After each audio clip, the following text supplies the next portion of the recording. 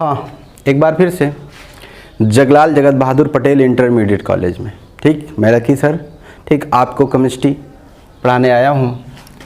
अब मैं बात करता हूँ क्लास 11th, ठीक। अगर क्लास 11th की बच्चों बात किया जाए, ठीक है, क्लास 11th में आप देख सकते हैं, ठीक, इनकी बात किया जाए तो बेसिक कंसेप्ट पहला चैप्टर, ठीक है, मोलर मास, ठीक है, मोलर मास। अगर मोलर मास की बात करें जिसे द्रव्यमान संख्या बोलते हैं ना, अब इस हिसाब से मोलर मास क्या है आपको पता होना चाहिए, ठीक है। फिर उसके बाद एटॉमिक नंबर इसमें भी लर्न किया जाता है, ये चीज़ें आपको मैं बता रहा हूँ, ठीक है। तो बच्चों एक चीज़ आप अच्छे से समझिए, ठीक है, अच्छे से समझते हैं, ठीक है। अब मोलर मास की अगर बात किया जाए, ठीक है, तो इसको हम कर सकते हैं, ठीक है। हाँ, तो मोलर मास में करते हुए इसको हम देखते हैं, अणुभार निकालना है किसी का भी, ठीक है ना। तो अभी अभी हमने आपको बताया, ठीक है, और एक बार देख सकते हैं अणुभार। किसी भी तत्वों का हम, किसी भी तत्व या यौगिक का हम अणुभार जानना चाहें तो जान सकते हैं, ठीक है। तो बच्चों हम देखते हैं अणुभार, ठीक। पहले चैप्टर की मैं बात करता हूँ मोलर मास की बेसिक कंसेप्ट के अनुसार। तो अणुभार आप जान सकते हो, अणुभार कैसे बच्चों जानना है। अगर अणुभार जानना है तो आपको मोलर मास द्रव्यमान संख्या आपको पता होना चाहिए। जब बच्चों द्रव्यमान संख्या आपको अगर पता रहेगा तो किसी भी यौगिकों का हम अणुभार निकाल सकते हैं, ठीक। जैसे हम जल का अणुभार निकालें,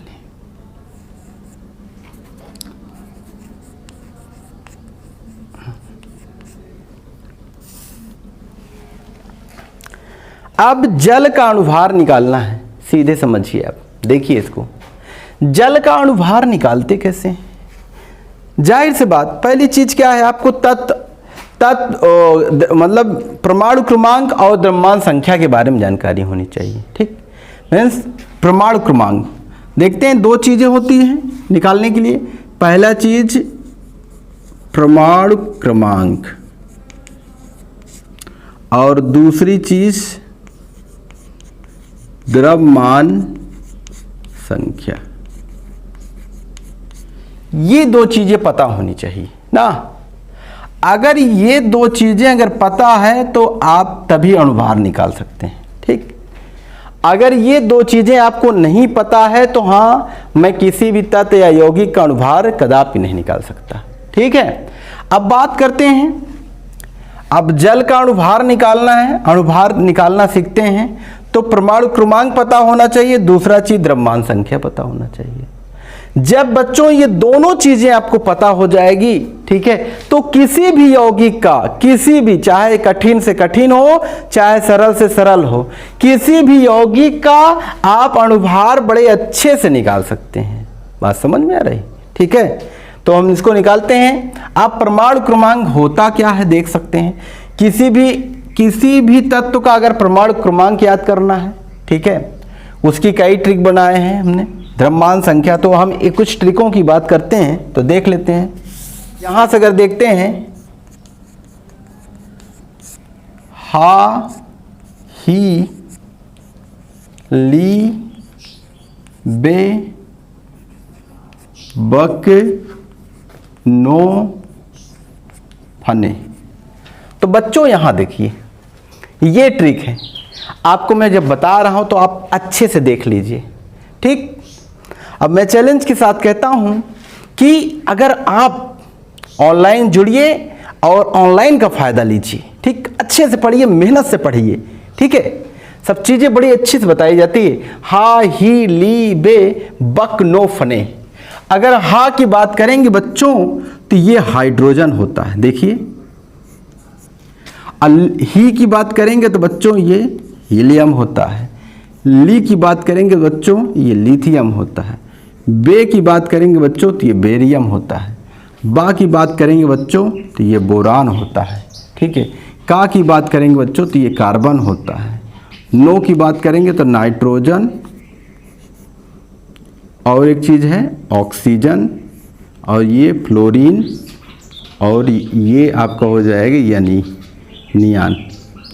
तो देख सकते हैं ऐसी ऐसी ट्रिक हैं जिनके ज़रिए से आप जान सकते हैं कि इसका क्या एटॉमिक नंबर है। अब एटॉमिक नंबर की बात करें, इनका 1 होता है, ठीक है, इनका 2, इनका 3, इनका 4, इनका 5, इनका 6, इनका 7, इनका 8, इनका 9, इनका 10, ठीक है।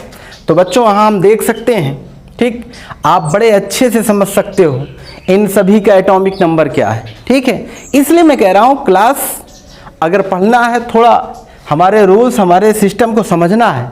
जिस समय आप हमारे सिस्टम को आप अच्छे से समझ जाएंगे, जिस समय हमारे सिस्टम को आप अच्छे से समझ जाएंगे और हम जो बता रहे हैं इन वीडियो को शुरू से अंत तक आपको पढ़ना है ऑनलाइन क्लास के माध्यम से, ठीक है। और हम ये भी जान जाएंगे आप कितने मिनट हमारे वीडियो को, हमारे चीज़ों को पढ़ा है, ठीक है। क्योंकि आप अगर अच्छे से नहीं पढ़ेंगे तो उसमें चीज़ें इंक्रीमेंट आपके अंदर कोई बदलाव नहीं आएगा, कुछ चीज़ आएगी नहीं, ठीक है। तो आप लगिए। तो यहाँ देखिए कितने आसानी से मैंने बता दिया आपको, ठीक। अब बता क्या था, अणुभार बता रहा था। 2 ही चीजें हैं। अगर देखिए हमने कहा परमाणु क्रमांक और द्रव्यमान संख्या है। हमेशा परमाणु क्रमांक उसके क्या होते हैं, नीचे लिखी होती है, और द्रव्यमान संख्या ऊपर लिखी होती है, ठीक है। इसी प्रकार से सभी को व्यवस्थित कर सकते हो, ठीक ना। अब बात कर रहे थे जल का। अगर बच्चों जल का अणुभार निकालना है तो यहां देख सकते हैं 2 है ना। तो हमने कहा 2 गुणे एटॉमिक नंबर कितना है, 1 है। 2 गुणे 1 प्लस 16। ऑक्सीजन का जो द्रव्यमान संख्या होता है कितना होता है, 16 होता है। 2 एकन्नम 2, तो यहां करेंगे 2 एकन्नम 2, 16 है तो 16 हो जाएगा। दोनों को जोड़ देंगे तो 18 हो जाएगा। देखिए आराम के साथ आपने हम कर लिया, आपको मैं बता दिया, ठीक। जब भी जल का अणुभार आप निकालोगे, जल का अणुभार कितना होता है, 18 होता है, ठीक है। अब आगे चलते हैं, ठीक। अगर बात करते हैं, हम निकाल लेते हैं कार्बन डाइऑक्साइड, ठीक। अगर बच्चों हम कार्बन डाइऑक्साइड का निकालते हैं तो देख सकते हैं कार्बन का कितना होता है, 12 होता है, प्लस कर देंगे। ऑक्सीजन कितना होता है, 16 होता है, गुणे 2 कर देंगे। तो यहाँ हम देख सकते हैं ये 12 हो गया प्लस 16 दूना 32 हो गया। अब 32 जोड़ेंगे तो 2 2 कितना होगा, 4 हो गया, ठीक है। और 3 1 कितना हुआ, 4। आपको बच्चों देख सकते हैं आपका 44 आ गया, ठीक है। यहाँ देख सकते हैं 2 दूना 4, 3 1 4, 44 आ गया, ठीक है। इसी प्रकार से हम अगर निकालना चाहें तो किसी का भी निकाल सकते हैं, ठीक है।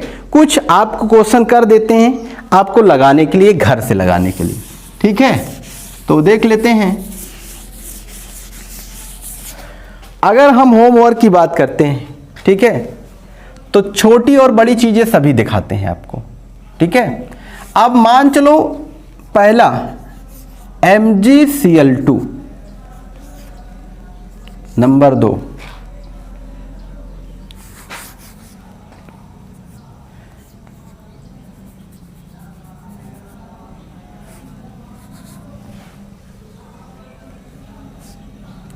N2O,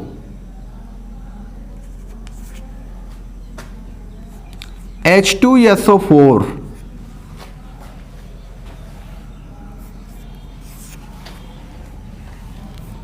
K2SO4,